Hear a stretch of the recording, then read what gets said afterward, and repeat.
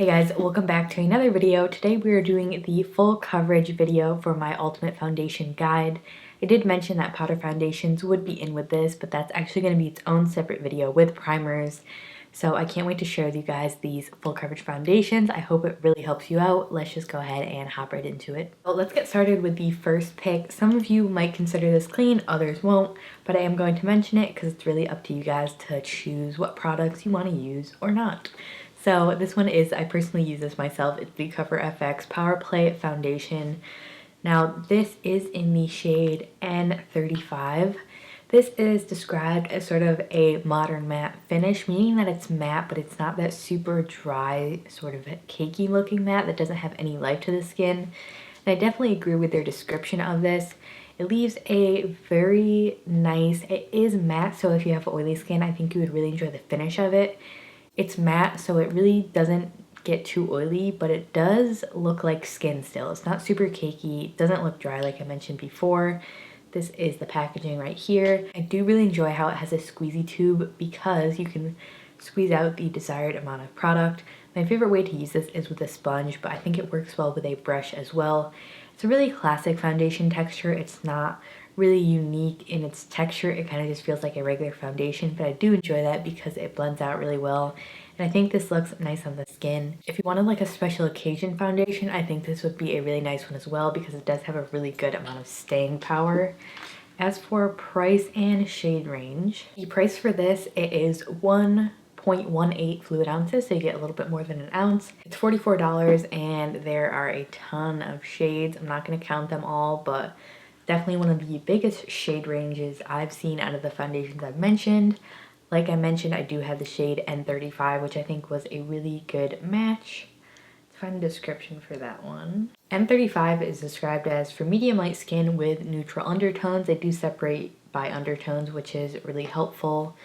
So yeah, that was about it for this Cover FX Power Play. I do enjoy this. It's not like my all-time favorite foundation, but I do use it if I want a more matte finish, if I plan on being out for a long time and I want a long-lasting foundation. That's what I like this for, so let's move on. Next up, I have two Jane Iredale foundations to talk about. One I really like and the other I think is really, it's not for me. We'll get to that in a minute, but the first one is the Jane Iredale BB Cream Glow Time Full Coverage Mineral BB Cream. It's kind of weird how it's a full coverage BB cream. I thought BB creams weren't supposed to be full coverage, but I have the shade BB1, which is extremely fair. So if you're looking at these, the shade range does run super light. Like you can see that's almost pure white on my skin. I'm already like pretty naturally fair and this is too light, which, you know, that says something. For the formula on this is so incredibly beautiful on the skin. It is probably one of the most full coverage foundations I own. It really has a ton of pigment packed into this formula. It is really creamy on the skin and it looks beautiful. It looks just like skin. It has more of like a hydrating, dewy finish, but it can be set down with powder. It does slip and slide a tiny bit. If you have oily skin, I think this might not work for you. But if you're more on the normal to dry side, I think you would really enjoy this. My favorite way to apply this is 100% with a sponge. Because it is a really thick formula, I feel like the sponge just thins it out a little bit. And even with that, I feel like you get a really good amount of coverage. So that's how I would recommend to apply this. You can use it with a brush, but I still recommend going over with a sponge just to sort of mesh it into the skin so it doesn't look as cakey. And this is on the pricey side. It is $50 on Amazon. Looks like they only have 11 shades and it doesn't really look like it goes too dark. So again, keep that in mind. And like I mentioned, it runs pretty light. So it doesn't seem like they have a lot of different undertones or anything like that. But if you can find a shade that works for you, I definitely recommend this. It does have SPF 25 as well. I don't know if I mentioned that, but yeah, I really enjoy this. One of the oldest foundations that I have that I just keep going back to. It's a really beautiful formula. But anyway, let's move on. Next up is this Jane Iredale. It's their newest foundation called Beyond Matte Liquid Foundation. I tried this in a video and it's not good. What can I say? Here's what the bottle looks like. This foundation claims to be a matte finish, of course. My problem with that foundation is that you can't use a sponge at all doing any of your makeup when you're wearing that foundation, because for some reason the way that the formula is, when you touch it with a sponge, it literally picks up all of the product. It's not like a normal foundation, like it gets soaked up a little bit, like it actually removes all of it from your face. So while you're trying to blend it, it picks up whatever foundation you already had on, and it's just like an endless process of it not looking good. I definitely do not like this foundation. Usually I'm pretty lenient with foundation. I can usually find a way to make them work, but this one was just really, it did not do me good. The skin did not look good.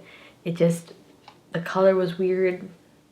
I'm not a fan of that, and it's pricey, so I would not recommend that one from Jane Iredale. Maybe if you have oily skin and you only use a brush-free makeup, I think you might like that because it does have a matte finish. It stays on the skin pretty well, but other than that, I would really honestly skip out on that one. I think there are better options out there. And this is the same price as the BB cream, $50, but this one you get less than an ounce. It's 0.9 fluid ounces. 18 shades, but it looks like there's much better of a shade range. That's like the pros and cons with the BB cream in this. $50 though, I would definitely go with this one if you can find your shade. So yeah, that was that. I have two more to talk about, which are some of my favorites. Let's move on. This next one is another one some people might not consider clean, but I have used it myself and I really enjoy it, so I wanted to mention it.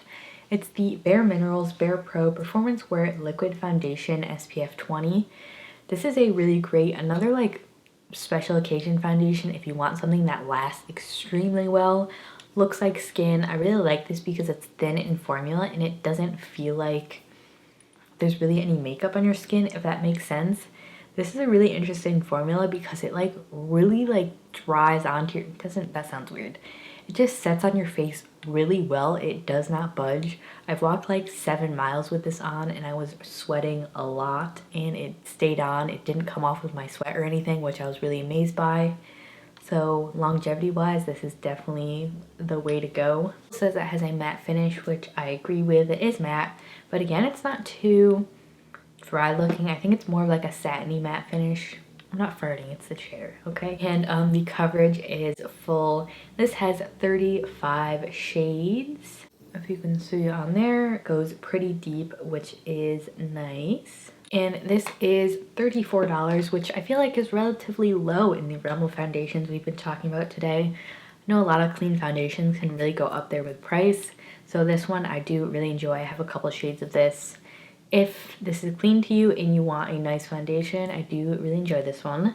Last but not least at all, because it is my favorite foundation at the moment, basically of all time.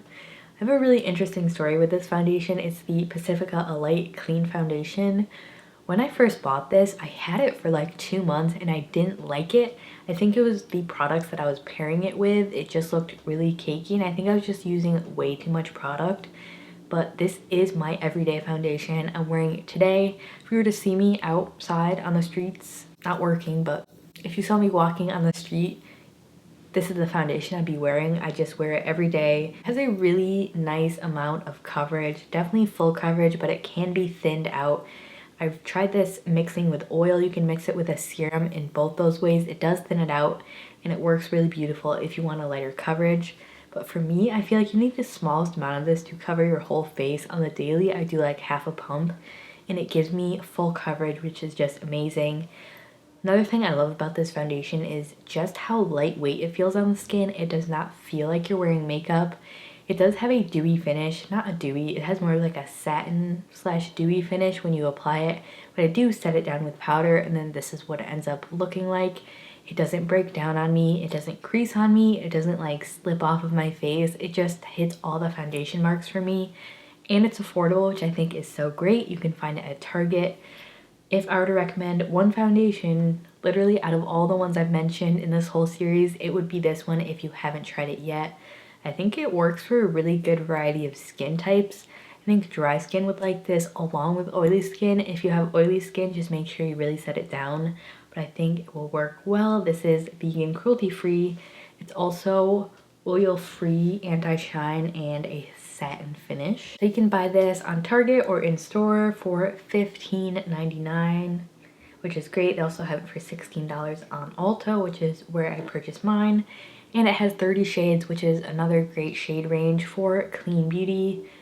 Yeah, I just really love this. I feel like it's underhyped. Not a lot of people talk about this. I have seen some bigger beauty gurus use it. I think Casey Holmes had a video on it and she liked it. I can't say enough good things about this. It was really interesting because I didn't like it at first, but now it's my go-to. So that was actually everything I had for today's full coverage foundation video. Hope you guys found this helpful. If you did, please give it a thumbs up. It really helps me out. But that was it for today's video. Make sure you are subscribed if you haven't already so you don't miss the next video, which is going to be powder foundations and primers. So thanks for watching and I'll see you guys in my next one.